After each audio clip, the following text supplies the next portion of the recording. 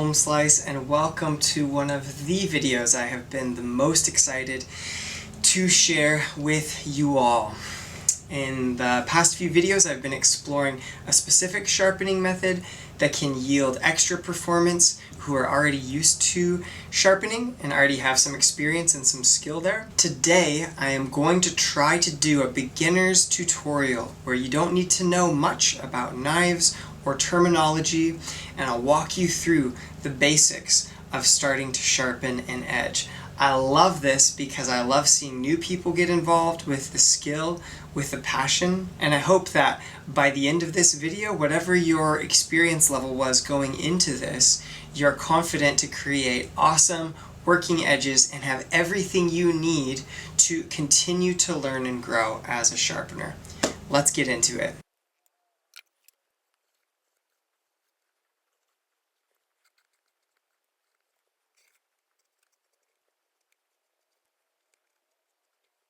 Okay, welcome to this beginner sharpening instructional. Before we get into the sharpening job itself, let's establish some key terms. I'm going to refer to this as the heel of the blade. This is the tip or the point. When you look, this surface that you look at right here is called the grind. This view of the knife, as if you're viewing the knife from the tip down, is known overall as the profile. The ultimate cutting edge here, as well as here, is known as the apex. And if we zoom into this edge a little bit closer up, then this point where the angle changes from the angle of the grind, because this is the grind we're looking at on the side here, where the grind changes to the secondary bevel or the edge, you could call it edge or secondary bevel. This little point here and this little point here I'm going to refer to as the shoulder of the edge. I don't even know if that's a proper term, but that's what I use. This part where the steel is the original full thickness, we're going to call this the flat of the blade. And when we discuss angles, we're concerned with the angle that's produced if you would run a line all the way through the mid line of the knife. So keep in mind that this is only half of the total edge angle. And let's get started with this tutorial. So the first thing that you need to be able to do to sharpen a knife by hand is to identify your edge angle. I recommend taking your blade and covering over it with some sort of marker that will darken it. This is so that as you put new grind marks into the edge, you can identify and see where they actually are. Now we're going to be talking a lot about viewing the edge. You're going to need to get good at catching light at specific angles so that you can really see what did the edge look like previous to your sharpening job and what does it look like now. First thing you need to identify is the edge angle that is on the knife. Now you can change this to a different angle, but if the knife is made by a decent maker, then they ought to have put an angle on it that works. It will be neither too acute. Acute angles slice very nicely, but they are fragile. It should be not too obtuse. Obtuse angles are very durable. That's not very obtuse actually, but they're not very fun to slice with. The maker should have found a correct angle at which their knife is both fun to slice with and durable, neither inefficient nor too fragile. So until you get to know a bit more about the performance of your specific steel and your specific knife, I would recommend trying to set out to discover what is the edge angle that they put there and try to mimic that at first. Now there's two things you want to watch out for. If you lay your knife to the stone and your angle is held too low, this is a profile of a knife where the angle is held too low, you're going to see a scratch pattern that looks something like this. You're going to see shiny metal get exposed only along the shoulder of the edge. All right, there you can see that it's only wearing away at the shoulder of the edge. Does this sharpen the knife? No, it does not, unless you grind for a really, really, really long time and eventually your scratch marks finally reach the apex, in which case you will have created an acute angle. That acute angle will be satisfying until it dulls, which will be very quickly. So what do you need to do if you are seeing this scratch pattern, this grind pattern on your edge? You need to take your knife, which has shoulder in contact with the stone, and you need to elevate the angle a little bit. Now, if you over elevate the angle and you're looking at something like this, where only the apex is in contact with the stone, you will view a scratch pattern that looks something like this. You can see now there's the original ones that were on the shoulder, but now you can see this fine line, right, of reflective metal just along the edge. Will that sharpen the knife? Yes, actually, it will. The first thing it will do is create a tertiary bevel, I guess you could say. It's not the primary bevel or the secondary bevel, it's actually a third bevel. This is what knife guys refer to as a micro bevel. It's actually quite a useful way of quickly sharpening, and it also adds a little bit of durability to your edge. So what's the problem with a micro bevel, Gabe, you might ask? Well, the problem is that if you use this angle consistently and you're careless and you don't go back and check to make sure that you're reprofiling the whole edge bevel, eventually you will end up with a very obtuse edge. And this is not going to be fun at all to cut with, and it's going to take a lot of grinding to restore it to this efficient and durable edge. You know that you have achieved the edge angle that the maker put on it when you put the knife in contact with the stone like this. This is a profile of a knife with the angle laid completely against the flat stone. I suppose I should specify that this is a flat stone. And when you do that, very quickly, as you look at this micro texture of the edge, you'll begin to see even strokes going all the way from apex to shoulder. And that's how you know that you have achieved the correct edge angle. Once you've got the angle dialed in, you should be seeing something like that. You can see there's nice even grind. It's removed all of the marker, other than maybe a few trouble spots, so you can address those as necessary. Are you done? No, you're very much not done. So the problem is that if we zoom in a second time to this, that final apex may have quite a substantial amount of damage. Now it is possible to see this and achieve the correct angle and work it for a little while and only grind away from, say, here to there. Now this is gone, but have you achieved a sharp knife? No, you have not. The knife is maybe less completely dull, but it will not slice effectively. So how do you know that you have created a brand new apex that is functional? Do another zoom in here.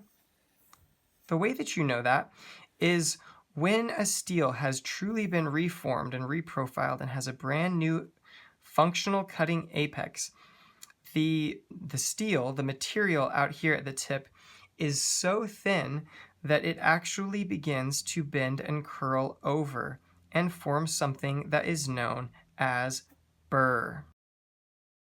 Burr will always be formed on the opposite side from where you are sharpening once you have reached the apex.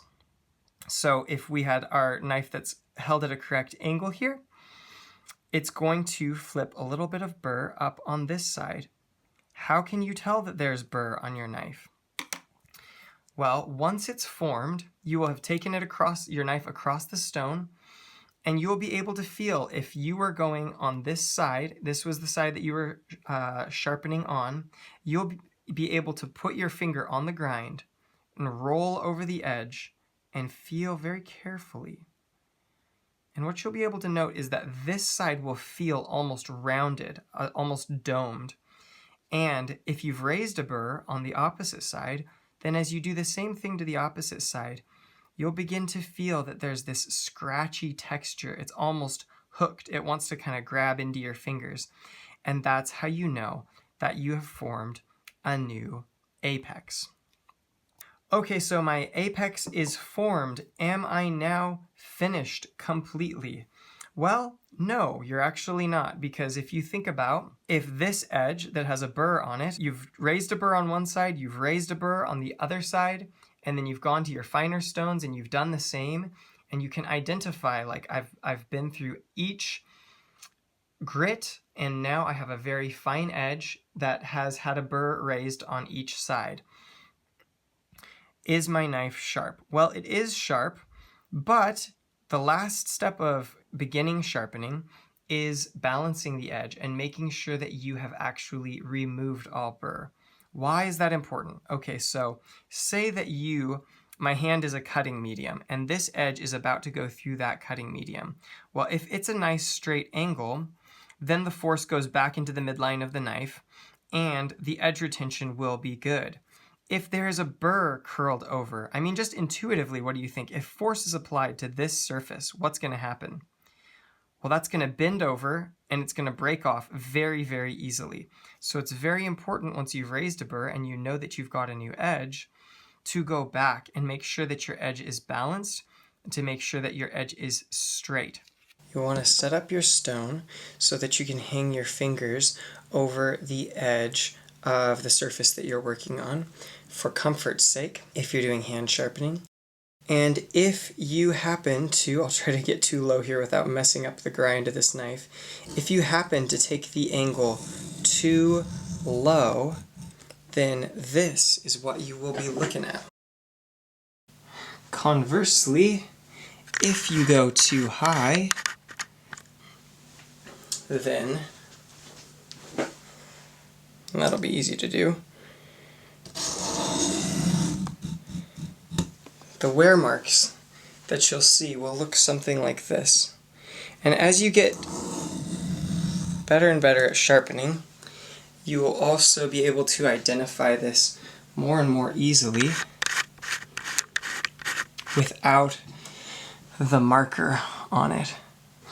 But as soon as you then feel a burr coming up on this other side, which I do, then you can move to the other side to continue your sharpening and do the same thing. Something that you want to be mindful of as you are doing your strokes is that this angle in this direction should not change. And this angle really in this direction should change very little. So you want to kind of try to lock your wrist in and keep your elbow from moving around too much, and as much as you can rotate and pivot your shoulder and your body with the knife, and you'll keep the knife at a consistent angle, trying to get out of the way here so you can see. Another thing that's helpful to do is if there's a curved portion of your knife, place your fingers and your pressure somewhere where the middle of that curve would be, so that as you pivot out you can keep even consistent pressure along the edge of the knife. Now once you have raised a burr on both sides, which I have not quite yet, so I'm going to give it a few more strokes.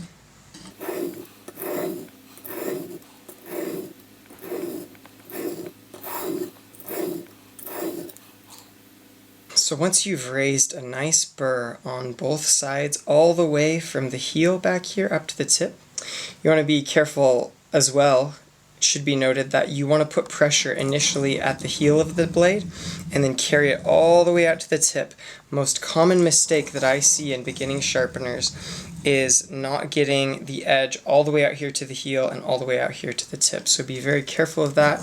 Observe what you're doing. Sometimes you can see a little shadow underneath the edge if you're not contacting it. Make sure to be wary of that. And just remember, if you're using a water stone of some kind, the metal will actually mark which part of the blade you're pressing into it. and that can be really helpful to ensure that you've hit the whole edge.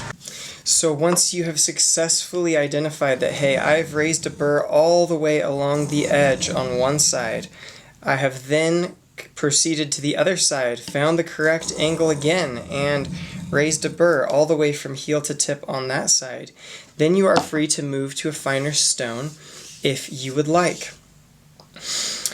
A finer sharpening will provide greater smoothness in your slicing tasks, but a coarser finish will often create an edge that's more aggressive. I really like to put one style of edge on each side. If you want to know more about that, you can look up the dual grit sharpening videos that I have posted. For now, we're just going to take this to a 600 grit, which will be a good balanced working edge. We'll do both sides that way, and I'll show you how to balance the edge at the end. So repeat the whole process of what you've just done. Make sure you lock in that angle from your muscle memory. It should raise a burr more quickly because technically you should already have created a new apex. We just want it to get to a finer grit. As you get to finer grits, you'll want to keep your eyes on the edge. You'll be able to see the changing finish, and it will really help you to ensure that you're maintaining the correct angle.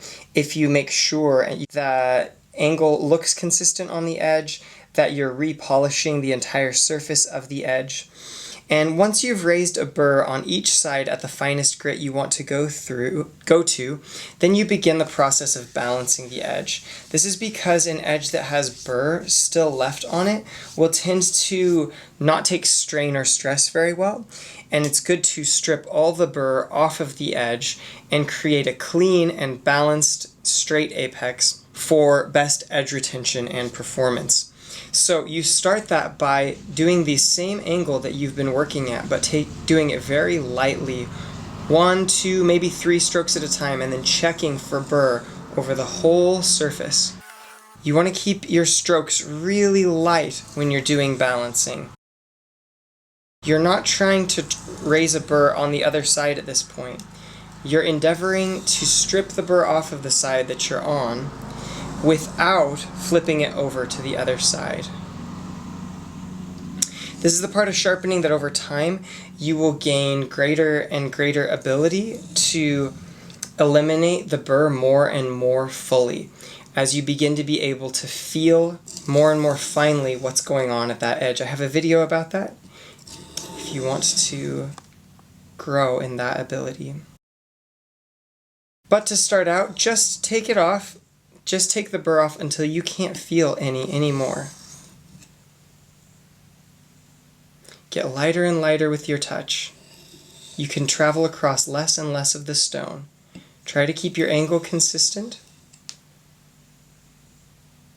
That feels good.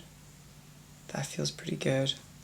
And then just troubleshoot. Are there any areas that still have burr along the edge? I'm feeling one out here toward the tip.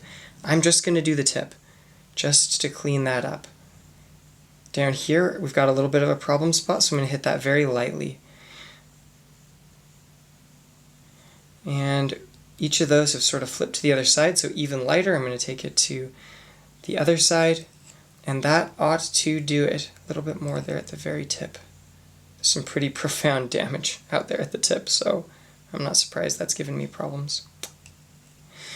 Once you've finished balancing the edge, you can strop or polish. Now there are a variety of tools you can use to do that. They range from as simple as newspaper or cardboard to pieces of wood or leather loaded with different diamond or silica compounds in order to really polish that edge. I'd recommend starting out with something simple and getting as good a performance as you can from it, and then do some research into how you might be able to make it better. But I've found that you can get decent polishing performance from simple newspaper and cardboard as a beginner sharpener. I'll bring it in so you can see what the edge finish looks like here. It's difficult to see, but we've got a nice, even 600 grit finish each side, even angle. looks quite good. And of course, when you're done, you should be able to do some sort of testing to see that the edge that you've created and the apex is functional. There's a lot of different kinds of edge tests you can do. Paper cutting tends to kind of show you whether or not you've created a fine apex. Make sure you get all the way from the base of the blade out to the tip. If it tears or folds over and it looks like it wasn't caused by the weight of the paper or how the paper is falling, you just might want to check your sharpening job there. I have a video about edge balancing, which can help you get better at identifying stuff like that. But anyway, there's a short video to give you all the basics you need to know to create quite an admirable working edge with no prior knowledge. Alright, I think that's it for now in this sharpening series. If there's something major or confusing that I didn't cover, please let me know in the comments, and I can try to either do later video releases or edit and clarify the content of this video. I hope you went from being in a place where you feel like, I don't know what's going on with my edge, to feeling like I can do this, because you can.